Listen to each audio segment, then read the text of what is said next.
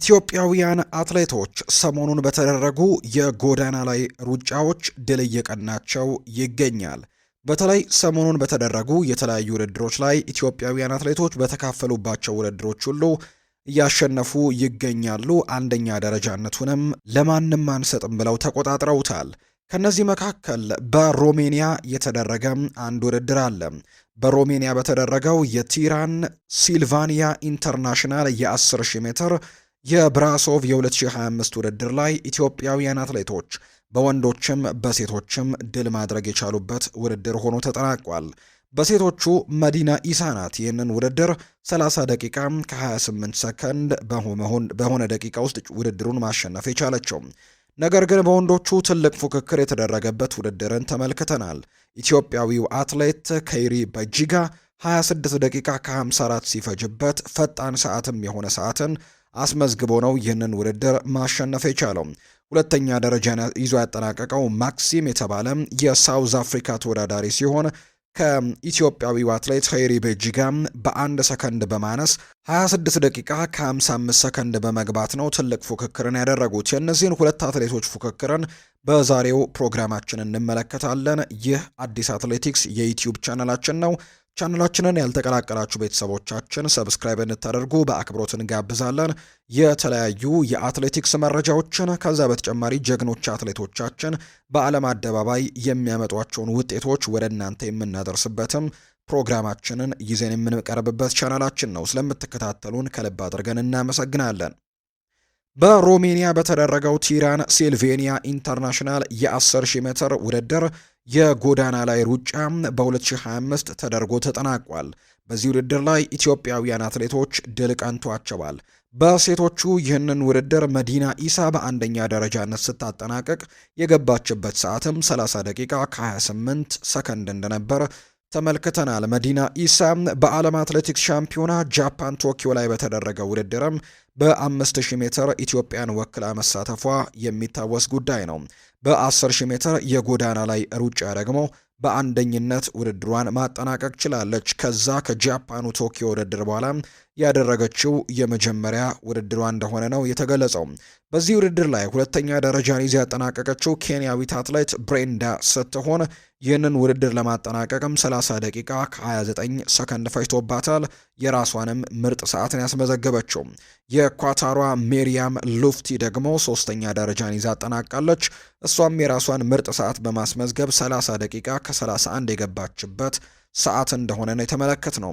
በወንዶቹም ኢትዮጵያዊው አትሌት ነው በአንደኛ ደረጃነት ያጠናቀቀው። ከይሪ በጂጋ ይህንን ውድድር 26 ደቂቃ ከ54 ሰከንድ በመሆን በአንደኝነት ሲያጠናቅቀው ትልቅ ፉክክርም በዚህ በወንዶች ውድድር ላይ ተደርጓል። ማክሲም ደግሞ የተባለው የሳውዝ አፍሪካ ተወዳዳሪ 26 ደቂቃ ከ55 ሰከንድ በመግባት ናሽናል ሬኮርድን ጭምር ማስመዝገብ የቻለበትን አጋጣሚ ነው የተመለከትነው። ኬንያውያን አትሌቶች ከሶስተኛ ደረጃ እስከ 7ኛ ደረጃ ያለውን ተከታትለው መግባት ቢችሉም ነገር ግን ከአንደኛው ኬሪ ቤጂጋ ግን መጠጋትም ያልቻሉበት ውድድር ነው። ኬምቦይ የተባለው የኬንያ ተወዳዳሪ 27 ደቂቃ ከ12 ሰከንድ በመግባት ሶስተኛ ደረጃን ይዞ ያጠናቀቀ ተወዳዳሪያችን ነው። በዚህ ውድድር ብቻ ሳይሆን በሌሎችም ሰሞኑን በተደረገ የካርዲፍ ውድድር፣ በሌሎችም ውድድሮች ኢትዮጵያውያን አትሌቶች በአንደኝነት ያጠናቀቁበት ውድድር እንደሆነ እየተገለጸ ይገኛል። ከአትሌቲክስ ጋር በተያዘ ሌላኛው መረጃችን ዮሚፍ ቀጀልቻን የተመለከተ ውድድር ይሆናል።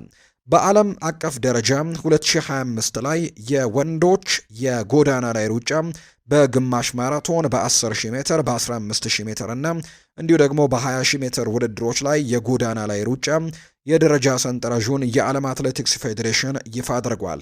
በዚህ መሰረትም በ2025 ምርጡ ተወዳዳሪ ሲል ጃኮብ ኪፕሊሞን የዩጋንዳውን ተወዳዳሪ በአንደኝነት ሲያስቀምጠው፣ ኢትዮጵያዊው ተወዳዳሪ ዮሚፍ ቀጀልቻ ደግሞ ከኢትዮጵያ ሁለተኛ ደረጃ ላይ የተቀመጠ አትሌት ነው። በዚህ የውድድር ዓመት በ2025 የሩጫ የውድድር ዓመትም የወንዶች ምርጡ የጎዳና ላይ ሯጭም በሚል ሁለተኛ ደረጃ ላይ የዓለም አትሌቲክስ እንግዲህ አስቀምጦታል። ገመቹ ዲዳ 7ኛ ደረጃ ላይ የተቀመጠ ነው። 10 ውስጥ የተካተቱት ኢትዮጵያውያን አትሌቶችም ዮሚፍ ቀጀልቻና ገመቹ ዲዳ መሆናቸውንም ተመልክተናል።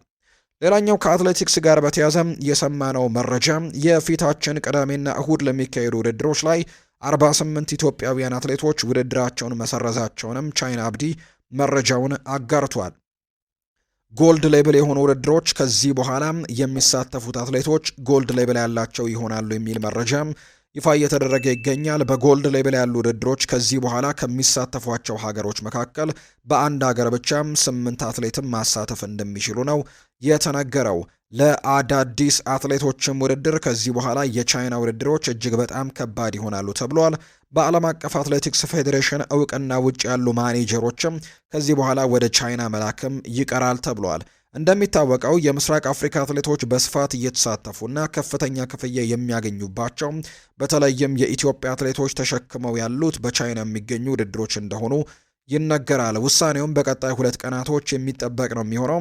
በዚህ አጋጣሚ የኢትዮጵያ አትሌቲክስ ፌዴሬሽን የዚህን ጉዳይ አሳሳቢ መሆኑ በጋራ አብሯቸው የሚሰሩበትን ሁኔታ ቢመቻች መልካም እንደሚሆን ነው ቻይና አብዲ መረጃውን እያጋራም የሚገኘው። ውድ ቤተሰቦቻችን ከአዲስ አትሌቲክስ ለዛሬ ያዝንላችሁ ፕሮግራማችን ይህንን ይመስል ነበር። ሌሎችም ከአትሌቲክስ ጋር የተያዙ ስፖርታዊ መረጃዎችን በዚህ ቻናላችን ታገኛላችሁ። ኢትዮጵያውያን ጀግና አትሌቶችም የፈጸሟቸውን ገድሎች፣ የድሮ አትሌቶቻችን ያደረጉትንም ገድል በዶክመንተሪ መልክም የምናቀርብበት ፕሮግራማችንን በቅርቡ ወደ እናንተ ይዘን የምንመጣ ነው የሚሆነው። ቻናላችንን ያልተቀላቀላችሁ ቤተሰቦቻችን ይህንን ቻናል ሰብስክራይብ እንድታደርጉ በአክብሮት እንጋብዛለን። ቪዲዮአችንንም ላይክ እያደረጋችሁ እንዲሁ ደግሞ ሀሳብ አስተያየቶቻችሁንም ኮሜንት ቦክስ ላይ እያጋራችሁ ከኛ ጋር ለነበራችሁ በሙሉ ምስጋናችን ላቅ ያለ ነው። በቀጣይ ፕሮግራሞቻችን ሌሎች አትሌቲክስ መረጃዎችን ይዘን እንመጣለን። አዲስ አትሌቲክስ ላይ ነው የምትገኙት። መልካም ቀን እንዲሆንላችሁም በአክብሮት እመኛለሁ።